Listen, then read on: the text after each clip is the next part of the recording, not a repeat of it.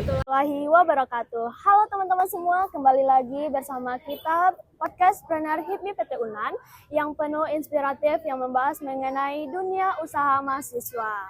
Oke, sebelumnya perkenalkan saya Rahmatul Nadia, anggota muda HIPMI PT UNAN bidang 4 Public Relation. Oke teman-teman, di episode 4 kali ini kita akan membahas mengenai program P2MW. Nah, di sini aku tidak sendirian nih, aku ditemani oleh sosok inspiratif yang telah lulus P2MW, yaitu Bang Fikri. Halo Bang Fikri, bagaimana kabarnya hari ini? Halo Nadia, alhamdulillah kabar aku baik. Mungkin sebelumnya aku bakal perkenalan terlebih dahulu. Perkenalkan, nama aku Muhammad Fikri Awaritz, biasa dipanggil Fikri. Aku merupakan mahasiswa jurusan manajemen angkatan 2022 di Universitas Andalas. Dan alhamdulillah pada tahun 2024 itu aku mendapatkan pendanaan dari program P2MW itu sendiri dalam bentuk uang tunai untuk operasional dari bisnis itu sendiri. Oke, nah di sini kan Bang Fikri udah mengenalkan dirinya nih. Mungkin teman-teman masih banyak yang ragu atau tidak tahu mengenai apa sih itu P2MW, dan kita minta aja ya penjelasan langsung dari Bang Fikri apa itu P2MW. Nah, jadi P2MW adalah salah satu program pemerintahan yang dimana itu diwadahi oleh Kemendikbud dan Ristek, yang dimana program P2MW itu sendiri merupakan program tahunan yang dilakukan dengan menargetkan mahasiswa yang memiliki niat ataupun sudah memiliki proposal bisnis, namun terkendala dalam modal. Nah, di sini menurut saya P2MW merupakan salah satu wadah yang sangat-sangat bagus dan juga sangat potensial untuk mahasiswa agar dapat mendapatkan modal sehingga dapat melaksanakan bisnis mereka. Nah, di P2MW itu sendiri ada dua jenis kategori. Yang pertama itu adalah tahapan awal dan juga tahapan bertumbuh. Bedanya untuk tahapan awal itu merupakan bisnis yang emang masih dalam berbentuk ide. Nah, sehingga memerlukan persiapan yang lumayan banyak, baik dari proposal, keuangan, ataupun analisis-analisis yang harus dilakukan. Nah, untuk tahapan bertumbuh itu sendiri, itu bedanya adalah mahasiswa yang sudah memiliki bisnis, yang dimana untuk total pendanaan pun berbeda. Untuk tahapan awal itu mahasiswa yang lolos itu akan mendapatkan pendanaan sebanyak 15 juta, dan juga untuk tahapan bertumbuh itu akan mendapatkan pendanaan sebesar 20 juta. Nah, di P2MW itu sendiri ada beberapa tema. Yang pertama itu food and beverage ataupun makanan dan minuman. Terus ada jasa, ada manufaktur, ada budidaya, ada bisnis digital, dan juga industri kreatif. Nah. Oke, jadi teman-teman gimana? Udah jelas kan mengenai P2MW yang dijelaskan oleh Bang Fikri? Nah, mungkin banyak nih Bang teman-teman ini yang bertanya bagaimana sih cara lulus untuk P2MW ini, dan apakah jalur seleksinya itu cukup ketat ya Bang? Nah, seperti yang kita ketahui ya, bahwasanya P2MW itu merupakan program nasional. Nah, jadi hampir seluruh universitas di Indonesia itu mendapatkan kuotanya agar bisa lolos ke tahap nasional. Nah, untuk tahapannya sendiri, berdasarkan pengalaman saya ataupun yang lainnya, itu ada beberapa tahap. Yang pertama itu ada tahap fakultas, di mana kita akan mensubmit proposal kita ke tahap fakultas. Dan juga berikutnya apabila lolos di tahap fakultas, kita akan masuk ke tahap universitas. Yang dimana pihak UNIF ataupun UPT Kerusahaan itu akan mereview proposal kita, apakah layak untuk dilanjutkan atau tidak, apakah perlu revisi yang banyak, ataupun emang sudah bagus dan juga bisa langsung lolos, disubmit ke tahap nasional. Nah, dari universitas apabila itu bakal diseleksi lagi. Nah, biasanya itu yang lolos ke tahap nasional itu biasanya ada sekitar 10 kelompok per universitas. Nah, untuk kasus pada tahun aku, itu pada tahun 2024 itu ada sekitar 14 tim yang lolos dari UNAN dan mendapatkan pendanaan dari nasional. Nah, gitu. Oke, memang butuh perjuangan banget ya Bang untuk lolos di P2MW ini. Nah, mungkin kami juga bertanya-tanya nih Bang, bagaimana sih atau apa aja sih hal yang harus dipersiapkan untuk kita mendaftar P2MW ini gitu. Nah, jadi hal yang sangat penting untuk P2MW itu adalah ide. Ini mungkin aku bercermin pada pengalaman aku ya. Yang mana itu aku mengikut di kategori tahapan awal. Nah, yang dimana pada saat itu emang bisnisnya belum berjalan. Nah, jadi yang perlu kita miliki itu adalah value dari usaha kita ataupun bisnis kita. Nah, seperti apakah ada noble purpose, apakah ada nilai kompetitif dari bisnis kita. Nah, dan juga ada hal unik ataupun menjadi keunggulan kita atau competitive advantage dari produk yang kita tawarkan ke masyarakat ataupun konsumen.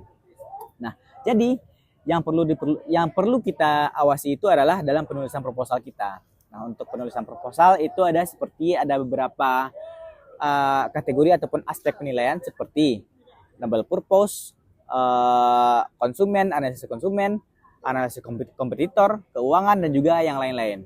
Nah, untuk presentasi yang paling tinggi itu ada di bagian noble purpose, yang dimana pihak Kemendikbudristek itu akan melihat apakah bisnis kita itu memiliki impact terhadap masyarakat.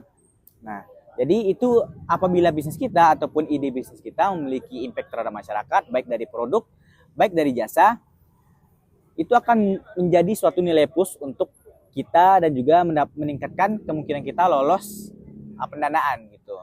Nah, setelah lolos pendanaan itu nggak sampai di sana aja, itu bakalan ada tahapan monitoring oleh pihak Kemendikbud dengan campur tangan oleh pihak UPT.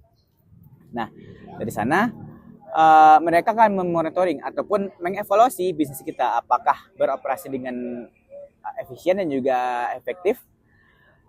Apabila tidak, itu bakal dievaluasi ke depannya bagaimana bagusnya terhadap bisnis kita. Nah, jadi setelah tahapan tersebut, setelah tahapan monitoring, setelah tahapan evaluasi, setelah mendapatkan pendanaan, itu ada yang namanya dengan KMI Expo. Nah, yang dimana KMI Expo itu adalah pertemuan dari seluruh bisnis yang mendapatkan pendanaan. Nah, untuk KMI Expo itu sendiri itu juga akan dilombakan dengan berbagai kategori, baik dari kategori bisnis yang paling bagus ataupun keuangannya paling bagus dan juga yang lain-lainnya. Oke Bang, terkait yang dibahas proposal tadi kan, gimana sih Bang, seperti apa sih proposal yang dapat meyakinkan gitu sehingga peluang kita untuk lolos P2MW ini besar gitu Bang? Seperti apa proposal yang meyakinkan gitu? Nah, tadi mungkin sudah aku jelaskan sedikit ya terkait proposal ataupun penulisannya.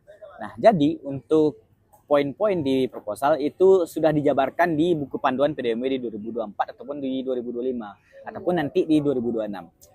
Nah, jadi per poin itu udah ada presentasi nilainya. Nah, berdasarkan tahun kemarin dan tahun ini ataupun tahun kemarin itu presentasi yang paling tinggi itu adalah di bagian noble purpose ataupun impact perusahaan kita ataupun bisnis kita terhadap masyarakat ataupun berkesinambungan ataupun selaraslah dengan nilai-nilai SDGs. Nah, menurut saya sendiri, apabila perusahaan bisnis kita ataupun usaha yang akan kita bangun itu memiliki nilai SDGs, memiliki nilai ESG yang sangat tinggi, itu akan meningkatkan peluang kita untuk lolos.